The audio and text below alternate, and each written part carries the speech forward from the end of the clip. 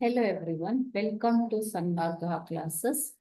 4ನೇ ಪ್ರಶ್ನೆ ಸಮಾಜದ ಪ್ರಕಾರಗಳು ಎಂಬಂತಹ ಚಾಪ್ಟರ್ ಇಂದ ಬೇಸಾಯವನ್ನು ಅವಲಂಬಿಸಿ ಬದುಕುವ ಸಮಾಜ ಯಾವುದು ಅಂತ ಕೇಳ್ತಾ ಇದ್ದಾರೆ. ನಮಗೆ ಬೇಸಾಯ ಅಂತಂದ್ರೇನು?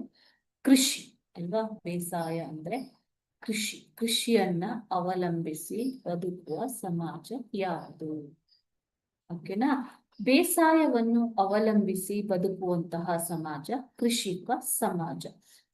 ಸಾಮಾನ್ಯ ಶಕೆ ಪೂರ್ವ 3000ರಲ್ಲಿ ನೇಗಿಲಿನ ಆ ಸಂಶೋಧನೆಯೊಂದಿಗೆ ಕೃಷಿ ಕ್ರಾಂತಿ ಪ್ರಾರಂಭವಾಗುತ್ತೆ ಮಕ್ಕಳು. ಇಲ್ಲಿಂದಲೇ ಆಹಾರ ಧಾನ್ಯಗಳ ಉತ್ಪಾದನೆ ಜಾಸ್ತಿ ಆಗುತ್ತೆ.